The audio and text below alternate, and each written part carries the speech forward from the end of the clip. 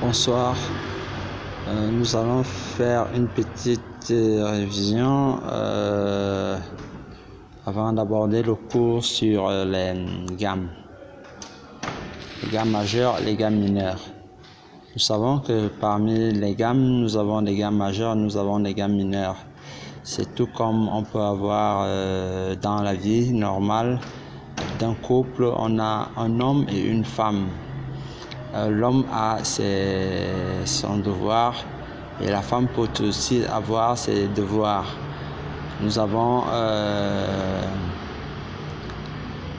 cette situation-là où on a des gammes majeures et puis des gammes mineures. Maintenant, nous allons commencer par faire une petite analyse. Tout au début, nous avons déjà abordé ces cours, mais sans te dire que c'est des cours qui consistent à ressortir les gammes. Nous avons donc les gammes majeures, nous avons les gammes mineures. Bon, maintenant j'ai dessiné ma portée ici. Et nous avons le Do, nous avons le Ré ici, nous avons le Mi, nous avons le Fa,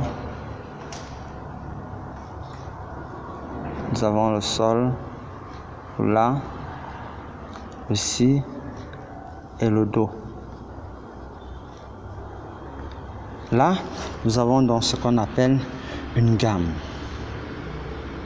Une gamme, c'est une réunion de plusieurs positions de notes associées qui nous permettent d'avoir une succession de notes. Je le dis comme ça simplement pour ne pas chercher de long en large. Nous allons donc voir quelque chose de particulier, c'est que entre la note Do et la note Ré, nous avons ici un temps. Ça, nous l'avons déjà vu. Ce n'est qu'une révision, un temps. Entre le Mi, le Ré et le Mi, nous avons un temps.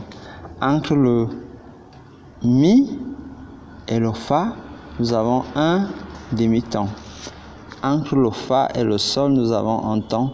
Entre le Sol et le La, nous avons un temps. Entre le La et le Si, nous avons un demi-temps. Entre le Si et le Do, nous avons un demi-temps. La gamme majeure a donc 5 temps. 1, 2, 3, 4, 5 et 2 demi-temps. Entre le Mi et le Fa, nous avons un temps et un demi-temps. Entre le Si et le Do, nous avons un demi-temps.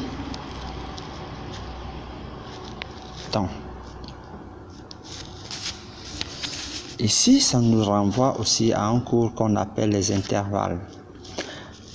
Entre le Do et le Ré, nous avons un intervalle d'un temps. Dans ces un temps-là, cela signifie quoi? Nous passons du Do vers le Do dièse en tombant directement sur le Ré. C'est pour ça qu'on a 2 demi-temps. Mais nous quittons de Do vers le Ré. Ça nous donne un temps. De Ré jusqu'à Mi, ça nous donne Ré dièse Mi. Mais nous quittons de Ré pour atteindre la note de Mi. Et ainsi de suite, on évolue comme ça. Je vais très simplement. Maintenant, pour les gammes majeures, nous avons une disposition qui est naturelle aussi. Nous avons ici le Do, que je dessine d'abord, que je présente Do. Nous avons le Ré, nous avons le Mi, nous avons le Fa, nous avons le Sol,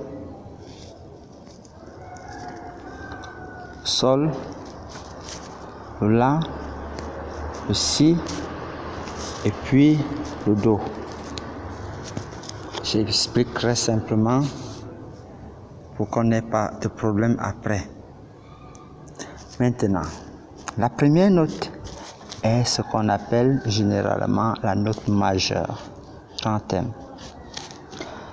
La quatrième note est une note majeure. Et la cinquième note est majeure.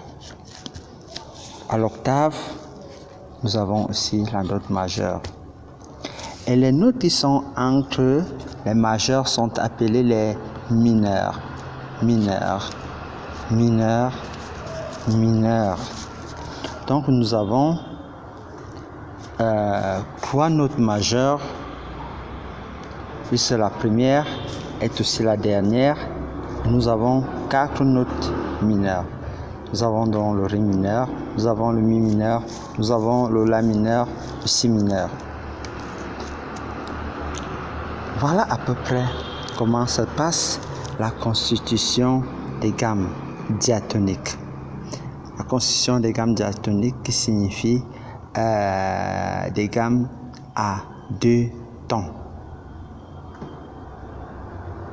Merci pour le début. Je vous reviens dans un instant.